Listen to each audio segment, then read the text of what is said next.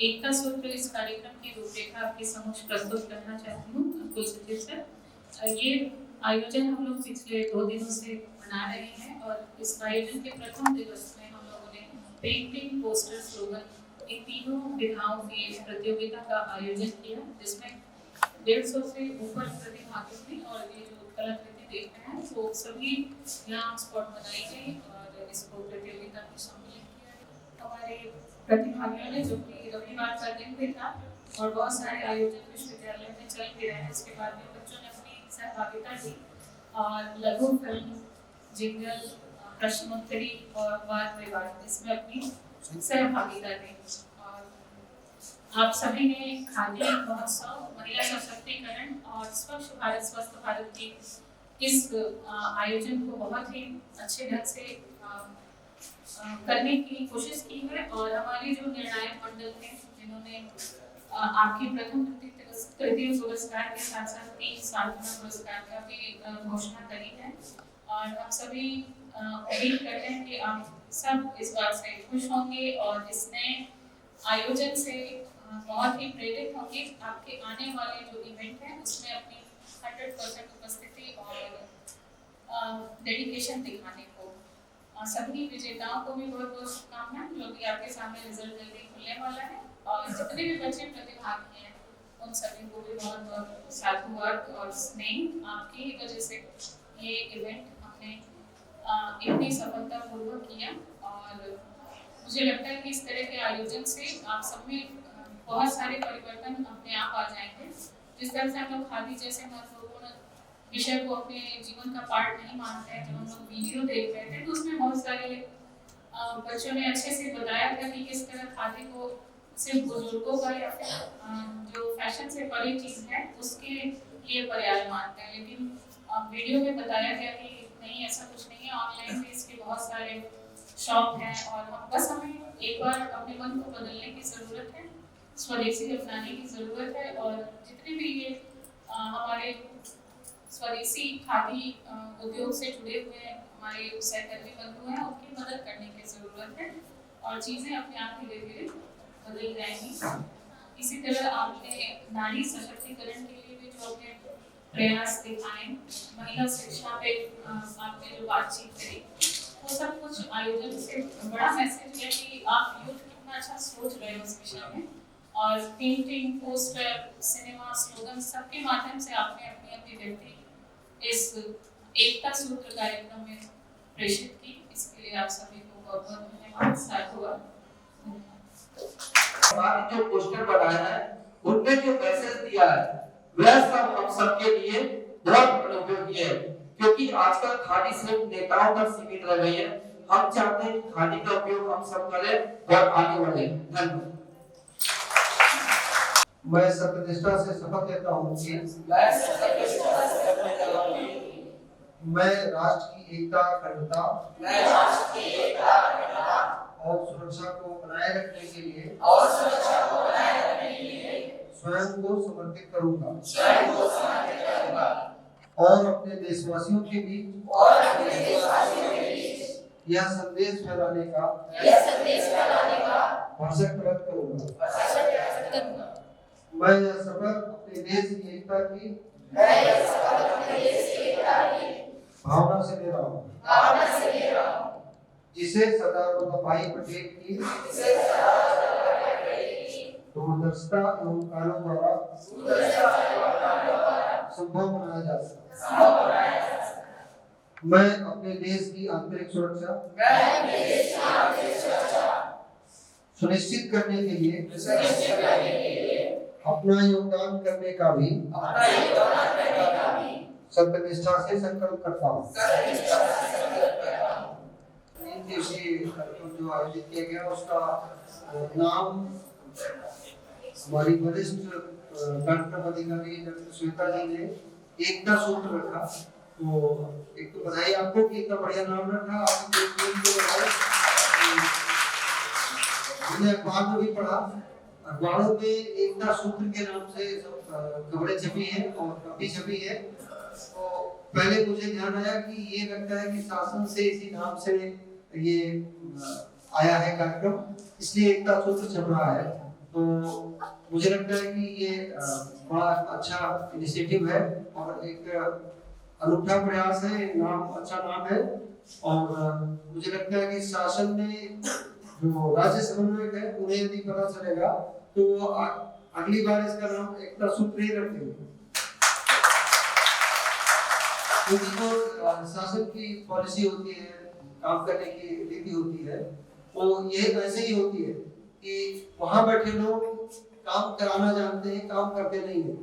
उन्होंने कोई कार्यक्रम भेज दिया तो जिलों में जो काम होते हैं उनमें जो सबसे अच्छा काम करता है उसको वो सर्कुलेट कर देते हैं अदर डिस्ट्रिक्ट्स में। तो मुझे लगता है कि ये सर्कुलेट करने योग्य कार्य है। और मैं जो हमारी राज्य समन्वयक है डॉक्टर मंजू सिंह, मैं उनसे अनुरोध कर लूंगा कि ये बड़ा अच्छा नाम मुझे अच्छा लगा है, उन्हें अच्छा लगा कि इसको आगे बढ़ाएं। तो बहुत सारा धन्यवाद आपको और कि एकता सूत्र को आपने पकड़ा और उसको आगे बढ़ाया। इसमें इस सूत्र में बहुत सारे कार्यक्रम रहे हैं, मिशन शक्ति है, स्वच्छ भारत अभियान है, खादी महोत्सव है। तो इन सब कार्यक्रमों के कड़ी में आपने चित्रकला, पोस्टर, स्लोगन, प्रश्नोत्तरी, लघु फिल्म, जिंगल और वाद विवाद, बहुत सारी प्रतियोगिताएं आपने कराई है और राष्ट्रीय सेवा योजना के तौर पे कराई है। तो ये काम मेरा था, लेकिन क्योंकि मैं ऑफिशियली जो है मैं समन्वयक हूँ तो मुझे कराना चाहिए था। मेरा काम आप लोगों ने कर दिया, आप सभी लोगों ने कर दिया, तो आपको बहुत बहुत बधाई हो। क्योंकि ये काम वाकई समन्वय को बराबर खड़ा रहना चाहिए। तो हम क्षमा भी चाहते हैं कि आपको विलंब हुआ हमारी वजह से, जल्दी मुझे आना चाहिए, जिसकी जिम्मेदारी वही नहीं आ रहा है। तो लेकिन टीम आपकी अच्छी है, हमारी टीम अच्छी है, डॉक्टर श्वेता जी, डॉक्टर शुभांगी जी, गुप्ता जी, डॉक्टर अंकिता जी, डॉक्टर राजेश जी और डॉक्टर संतोष जी, गजेंद्र जी और निकिता और बच्चे जिसका नाम मैं नहीं जानता, सभी आप सभी ने जो है सहयोग से काम किया है। और ये जो इतने पोस्टर्स लगे हैं तो आपने कितनी मेहनत की है, खादी पर मुख्य रूप से आपने इस पे काम किया है। खादी ऐसी चीज है वो आपकी अस्मिता से जुड़ी है, आपकी स्वतंत्रता से जुड़ी है, देश की आजादी से जुड़ा हुआ नाम है। और खादी को लेकर वो नहीं बनाना चाहिए, बिचकाना नहीं चाहिए कि खादी कोई ऐसी चीज है कि खादी लोग पहनते नहीं है। खादी के बारे में आपने पढ़ा हो, कुछ पुस्तकें पढ़ी हो तो या कहीं भी आप स्लोगन देखे हो या खादी के जो भंडार है वहां पहुंचे तो लिखा रहता है खादी वस्त्र नहीं विचार है। कभी आपने देखे ये हमेशा लिखा रहता है खादी वस्त्र नहीं विचार है। तो खादी वाकई विचार है, वस्त्र नहीं है। गांधी जी ने तो स्वतंत्रता आंदोलन में योगदान दिया, उससे कोई नकार नहीं सकता। हमारी आजादी उन्हीं की देन है। और लोग भी और भी योगदान रहे हैं, लेकिन जो हमारा मूल हमारी देन है, जो हम स्वतंत्र बैठे हैं यहाँ पर, अपना संविधान बना रहे हैं और अपना संविधान संशोधित करते हैं, लोग का गुणगान कर रहे हैं, बोलने की स्वतंत्रता है,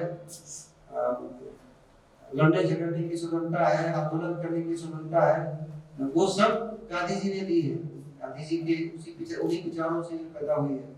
खादी स्वदेशी का एक तरीके से पर्यायवाची कह सकते हैं। स्वदेशी को केवल जुबान से कहने से स्वदेशी नहीं होता, उसको कर्म में लाना पड़ता है। तो गांधी जी ने पहले परदेश और स्वदेश में विभाजन किया कि परदेशी कौन है और स्वदेशी कौन है। तो जो परदेशी थे या जो विदेशी हैं, अंग्रेज जो थे, जो सारा धन लूट के ले जा रहे थे और कहने को यहाँ शासन करने आए थे और नियम कायदे भी बहुत बनाए, एक्ट्स भी बहुत बनाए उन्होंने।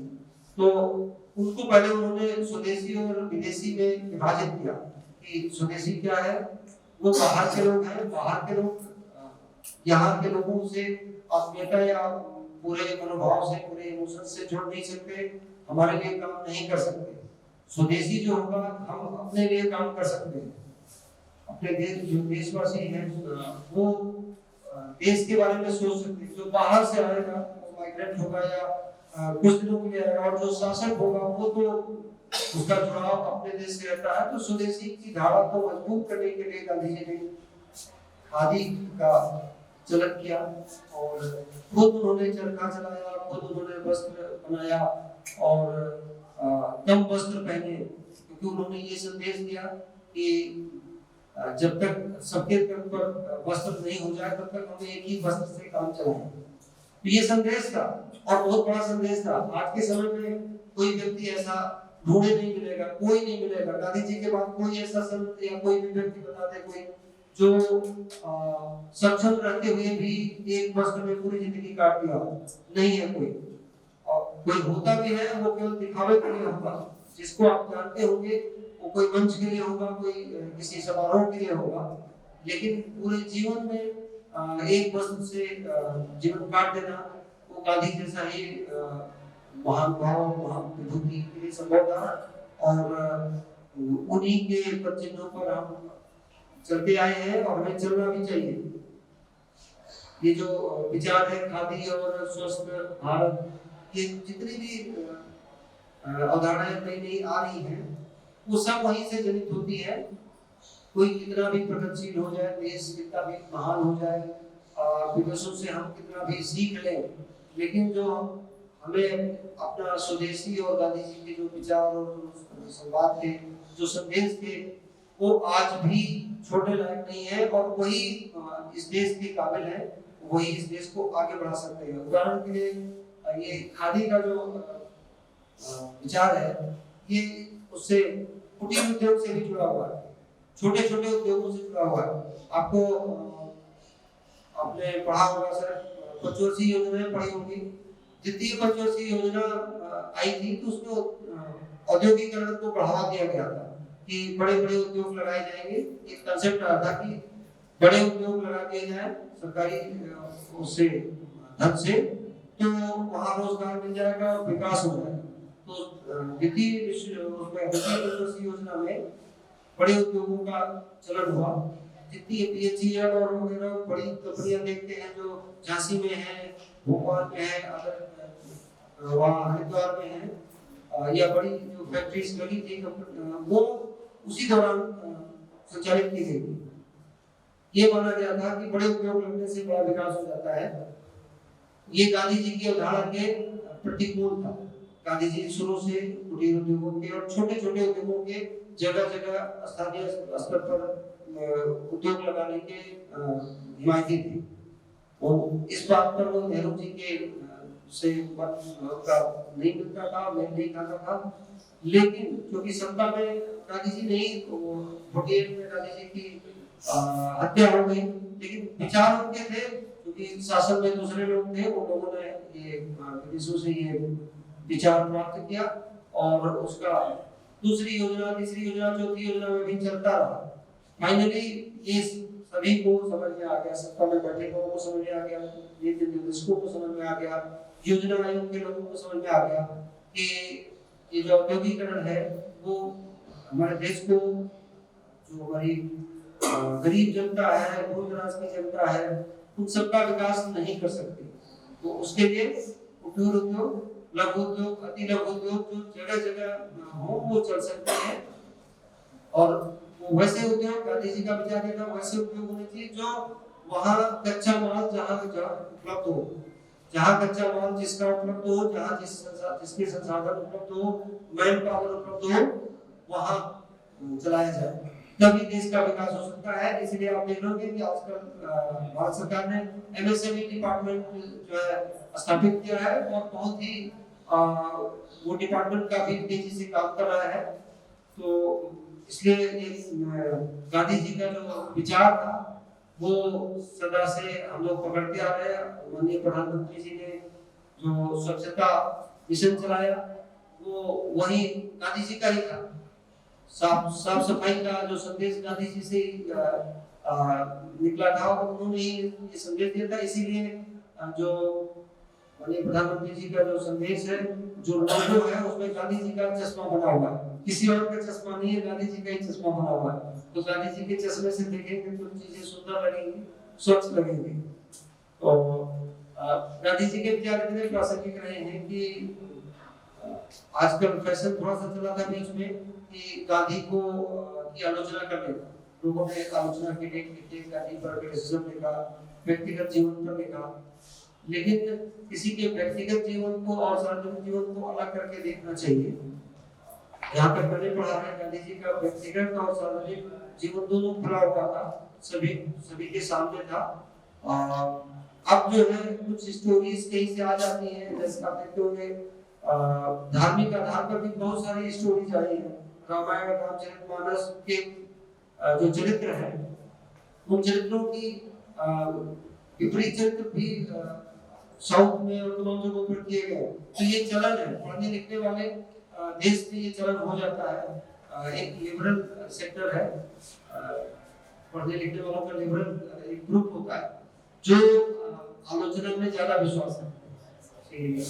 जो काम पहले से आता आ रहा उनकी आलोचना करो, उनकी कमियां निकालो, तो उसमें आता है, अखबारों में आता है, प्रकाशन में आता है, उनका नाम आता है कि अच्छा ये कौन व्यक्ति है जो नहीं बात बता रहा है। तो ठीक है, हमारा देश सर्वसमावेशी है, सभी को लेके चलता है। और गांधी जी ने भी यही कहा था कि जितने छोटे बड़े सब है, सब मिलजुल कर रहे। आपको याद होगा कि जब देश आजाद हो रहा था तो हिंदू मुस्लिम दंगे भी हो रहे थे, उस दौरान दंगे भी हो रहे थे। तो दिल्ली में सत्ता का हस्तांतरण हो रहा था और गांधी जी दंगे सुलझा रहे, समाप्त करा रहे थे। तो ऐसे महान विचारक और महान व्यक्तित्व जिसे राष्ट्रपिता कहा गया, आजकल राष्ट्रपिता पर भी कुछ टिप्पणी हो जाती है। राष्ट्रपिता का सेंस राष्ट्रपिता है कि राष्ट्र के लिए जिसने पूरा न्यौछावर किया और राष्ट्र को संरक्षण दिया। अगर तमाम लोग राष्ट्रपिता और राष्ट्रमाता अजीब सी बातें करते हैं, वो आप लोगों को समझने की जरूरत है कि राष्ट्रपिता का अर्थ है कि राष्ट्र को जिसने जागृत किया, जिसने स्वतंत्रता दिलाई और संरक्षण प्रदान किया। पिता संरक्षण ही तो देता है। तो उनके विचारों को लेकर के राष्ट्रीय सेवा योजना ने इतना बढ़िया काम किया है। और एक मिशन शक्ति का भी इसमें एकता सूत्र में मैडम ने जोड़ दिया है। तो मिशन शक्ति आप लोग देख रहे हैं कि आजकल उत्तर प्रदेश सरकार ने बहुत उस पर जोर दिया है। जब से ये सरकार आई है तो महिला सशक्तिकरण पर विशेष जोर है, खासकर विद्यालयों में, यूनिवर्सिटीज में, संस्थानों में भी। शुरुआती दौर में आपको ध्यान होगा कि टीम बनाई गई थी लड़कियों की सुरक्षा के लिए, लड़कियों को कोई मोलेस्टेशन न कर सके, कोई चीज न कर सके। तो टीमें अभी भी है, लेकिन सरकार का वाद इतना है कि अब टीम को आने की जरूरत नहीं पड़ती। लोगों में भय है कि लोग महिलाओं का सम्मान करना सीख गए हैं, नारी का की शक्ति को पहचान गए हैं। फिर भी समाज में तमाम असामाजिक तत्व और उपद्रवी तत्व रहते हैं। तो इस सशक्तिकरण की जरूरत सदा पड़ती है, लोगों को जगाने की जरूरत पड़ती रहती है। और मिशन शक्ति का उद्देश्य यही है कि शक्ति नारी तो शक्ति ही कहते हैं। महिलाएं जो हैं, ये जो बच्चियां हैं, सब शक्ति का स्वरूप है। दुर्गा पूजा में आप लोगों की पूजा की जाती है। और शक्ति जो है वो नारी शक्ति कहते हैं, पुरुष शक्ति कभी नहीं कहा जाता, कहीं भी नहीं कहा। तो आप सभी शक्ति स्वरूपा है, तो आपको इसको फील करने की जरूरत है, इसको महसूस करने की जरूरत है कि नारी शक्ति है। तो जो शक्ति है तो आपको डरने की जरूरत नहीं, घबराने की जरूरत नहीं, और आपको लड़ने की जरूरत है। आपसे कोई भी आपसे जीत नहीं सकता। बस आप हिम्मत रखिए कि आपको लड़ना है। आप अन्याय के विरुद्ध, अत्याचार के विरुद्ध आपको खड़े होना चाहिए। मिशन शक्ति का यही लक्ष्य है कि आप अन्याय और अत्याचार के विरुद्ध आवाज उठाएं और खड़े हो।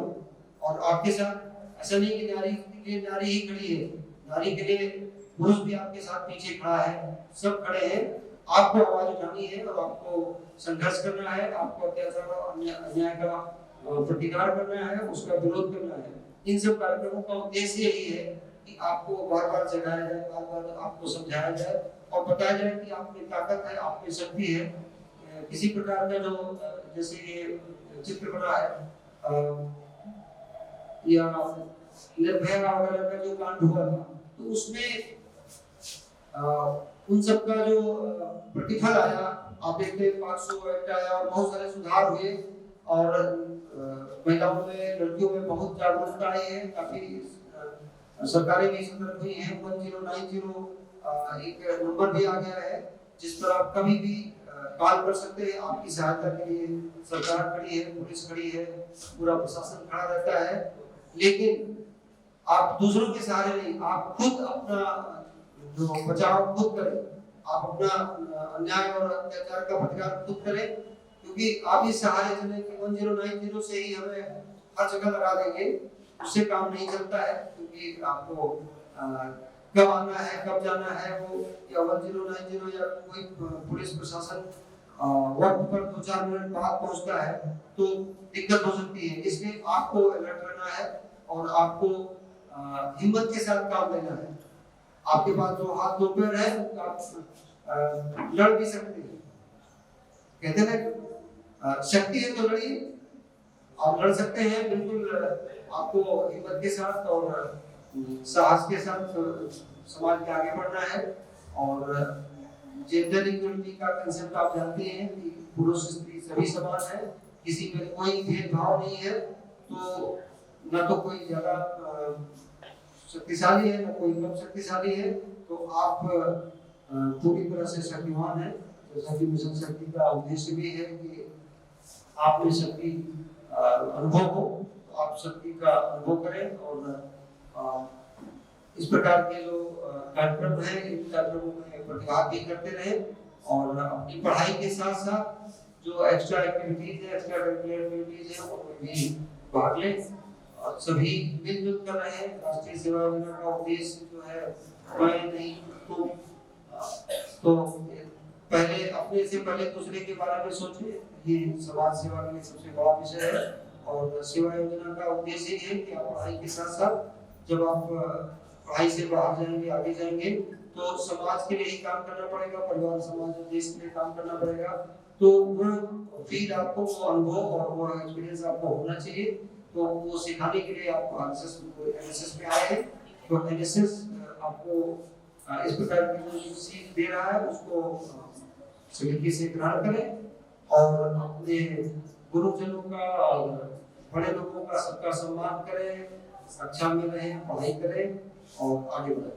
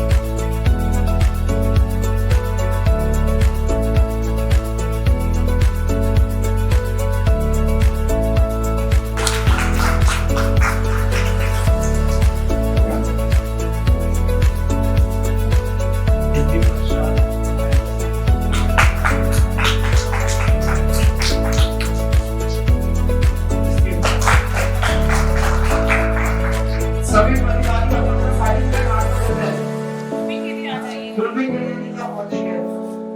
लेकिन